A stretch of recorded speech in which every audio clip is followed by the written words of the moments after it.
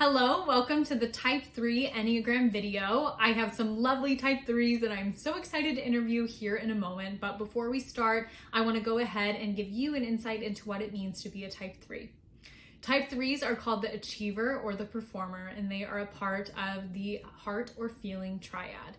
Type 3s want to do well, but they want to also look good doing it. Being part of the feeling or heart triad, all of these types believe that they have to do something in order to be loved. Type 3s do this in believing that their love that they get from other people is centered around their achievements and their successes. And they're not very comfortable with the idea that people love them for who they are, but rather that people love them for what they do. Type 3s are sometimes called social chameleons because they can walk into a room and figure out exactly who they need to talk to and figure out exactly how to adjust their personality to kind of mesh with the room. This can be a great tool for business meetings or just meeting new people, but it can be a hindrance if 3s are not aware because they can forget what is actually underneath all of those little personality shifts. 3s can be blind to their own emotions and sometimes can even be blind to the emotions of others. And sometimes it's said that they do their feelings instead of feel their feelings. When Type 3s are in stress, they take on the unhealthy aspects of the Type 9, so they can fall asleep to their own emotions and engage in numbing activities like sitting in front of the TV or adding a lot of busy work to their workload. When they're in growth, they take on the healthy aspects of the Type 6, so they become very loyal to who is around them. They know exactly what to do in order to benefit the group and not just themselves. And they know that everyone loves them for who they are. Thank you so much for joining me, ladies. It's so good to see your faces. This is going to be a fun little Type 3 party. I'm a Type 3 as well. So I'm excited to get started. So first up, I would love to hear what your favorite part is about being a Type 3. I think Type 3 for me, the best thing is that we're always seen as goal getters. So we always want to be ambitious and try to push the boundary and try to do the most and be the most. The concept of being motivated and driven really resonates with me, and that's my favorite part. Because even in the most challenging activities, I'm always wanting to get it done and do the best I can do. I think the ability for us to really flip the switch and turn ourselves on and sort of accomplish whatever is put in front of us is a really remarkable attribute, because you know that if you give a Type 3 a project, they're going to get it done and they're going to do it well. Okay, so then on the flip side, of course, what do you find to be some frustrations with being a Type 3? I think what you said earlier, Abby, was how it looks like we're going through the motions sometimes of feelings. I think for me, I know since I can be a workaholic and I really like working on things and I don't like to sit and dwell on my emotions, I can be seen as somebody who's closed off or somebody who doesn't really think about how they're feeling and take the time to acknowledge their feelings. I often struggle with trying to do anything that isn't going to fit on my resume. So if I'm going to take on a task or do something, I almost feel the need to check myself and say, is this something that you're doing because it's going to look good on a resume, or are you going to do this because you really want to do this and it'll be fun? I think for me, one of the biggest challenges is taking on too many things, and feeling like you need to give 110% at all of them. I always overwhelm myself because I want to put my best face forward in all situations. I would love to hear for our sisters out there that are deciding if they're a Type 3 or not, what part of your type description really sold you on the fact that you are a Type 3? I think reading it for me and seeing that it's very achievement oriented was the big thing for me, because I'm very much the type of person that I'm a trophy mom, but to myself. So I like seeing myself winning first place, or I like seeing competing. I think just the name itself, I'm oh yeah, I'm an achiever. That's what I want to do. That's who I want to be. But then also reading it, one of the things I wrote down was the word role model. Not that I think of myself as a role model, but I want to be a role model. The other thing that jumped out at me was the desire to be admired. I often find myself taking on leadership roles and taking on mentorship responsibilities because I want to be seen as a trustworthy individual, because I want them to see that I have accomplished all these things and I've checked all these boxes and they can see me as a resource. I've always heard type 3 referred to as the achiever. And then I recently heard it referred to as the performer instead. And I wanted to get your guys' opinions on whether you agree with that or which one you kind of think is more accurate.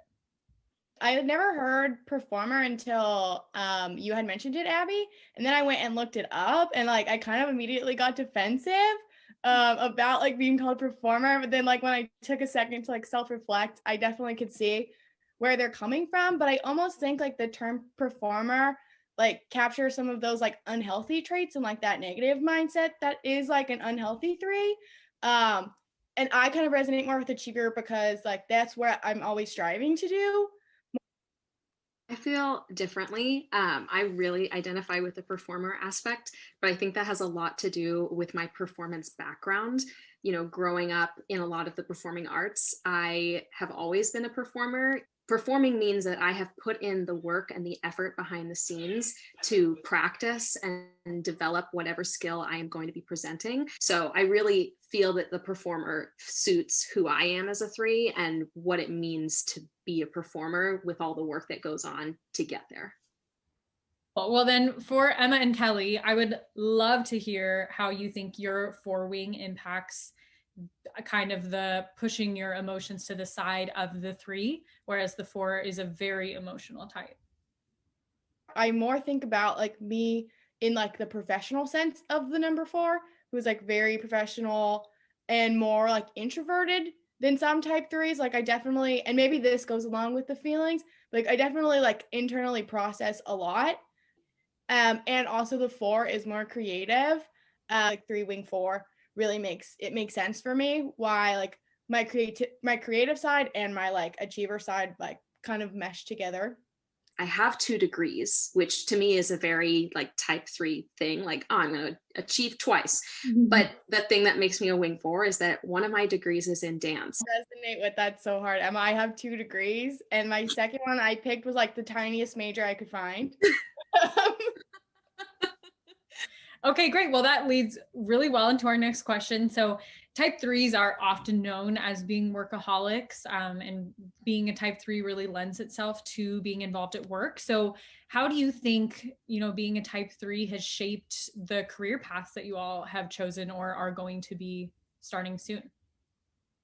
I'm an entrepreneurship major, so it's very much a lot of goals are set for you when you're trying to develop an idea, when you're trying to execute the idea and sell it to other people. So for me, that's like an embodiment of what this personality type is like. It's just a lot of goals and trying to work your way through all of them. I think where it comes in is like how passionate I am about my career field. I work with children now. I want to like become an educator, pursuing my master's in education. I want to make an impact like on the education system. How I want to make a difference. How I want my like students to have like a different experience that can help them in their future. And so I think that's where the 3 comes in. So for me, the line of work that I want to be in is fundraising for nonprofit organizations. And in order to be a successful fundraiser, you need to be able to build relationships with your donors in order to be able to relate and connect and build relationships with a wide variety of donors. It is necessary for me to be able to find what is in me that connects with them and really sort of pull it out of them that they have a connection to whatever cause I am advocating for. So I don't know if you all feel like you would be described as a social chameleon. Do you agree with that? I would say 100%. And it's not like a bad thing because like you meet so many different types of people. And I think a lot of people even joke about it, where there are like these jokes saying like, oh, when all of your friend groups like meet at once and you have to pretend to be all of your different personalities with them. Like it's literally that, like you just kind of like have different sides of yourself that are just shown in different ways. For everybody that doesn't know, there's an artist called Sleeping at Last that created Enneagram songs, one for each type. And I went ahead and pulled a stanza from the type 3 song. So I'm going to go ahead and read it right now. And I would just love to hear your guys' reactions and if you agree with it in general. It says, I only want what's real. I set aside the highlight reel and leave my greatest failures on display with an asterisk, worthy of love anyway. When I was first reading them, I must have been doing something else. And in the moment, I was like, I don't feel anything. And I like pushed it aside. And then I came back to it later and I was like, oh, I feel exposed and vulnerable. Like, I feel like somebody has like torn off like my armor of who I show to the world and has read off like how I want to be viewed by others and how I want others to know me. I agree. I think it really like cuts deep and like gets to like kind of like who you are underneath all of that like achievement and underneath all of like the great like elevated things of a type 3. And like you kind of have to like sit with yourself and think like, oh, like maybe like parts of my type 3 are like inhibiting me from getting these other really great things in life that I might be missing out on. What is an area of growth that the Enneagram has helped you acknowledge? I think sometimes I can be very self-critical of myself, and the type 3 like descriptions always like reference it, saying that that's like very common. And so for me, it's like something that I'm trying to work on, hence like the list of 10 things I'm good at, and like trying to like really build myself up, even if I like want to like pinpoint something, saying like, oh, you could have done this better. In my mind, that's like me telling myself like, you're good, but like you should do more. And I have to like remind myself like, you're already good at this, let's focus on something else that needs to be worked on. So reminding myself that rest can also be productive, and that I don't have to be doing something in order to like be okay with how I spend my time. I don't have to do like 100 things to be successful, and that has helped me so much in like being able to rest and being able to like see smaller things as accomplishments in different ways, like Emma mentioned. And now I'm like much more able to say no to things and do things that I want to do just for fun, and not feel like I have to do everything like that's expected of me. Well, like that I thought was expected of me and nobody else did. Yeah. What is one thing that you wish other people understood about being a type 3, and how can people apply that to being better sisters or friends to you? I think for type 3, since we can be seen as like very work oriented, and like even though like we have a tendency to like push our emotions aside, like we still have feelings. Like I internalize mine a lot. So like I think even if we look super put together, and even if we look like we are thriving, like just check in with your sisters that are type 3. Sometimes like it won't be easy for them to start talking about their emotions, but once they are, like it'll definitely help. As a 3, because I always feel this need to be achieving, there's also this inherent need to make it look like everything's totally fine, like everything's going well, there's nothing wrong ever.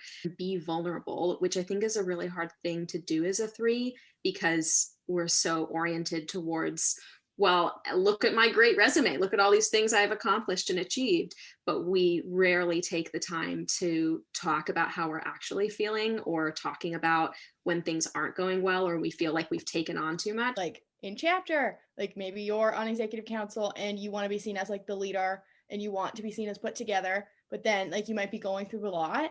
And it really helps me to have like people who can help me balance out and like take a step back and help me process my emotions. And it's hard, definitely, like for a 3 to show like the flaws and the things that aren't exactly perfect, but it really helps to have those like friends and sisters who you can turn to, and don't judge you for that.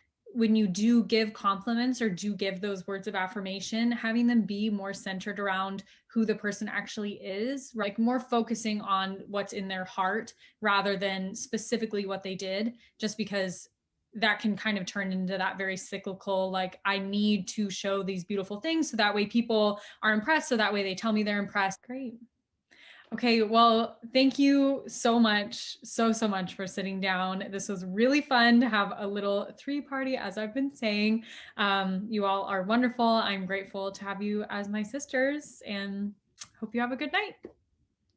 Thank you so much for checking out this video in the Sigma Kappa Enneagram video series. If you want to learn more about the other types or about the Enneagram in general, make sure to check out the other videos. Bye!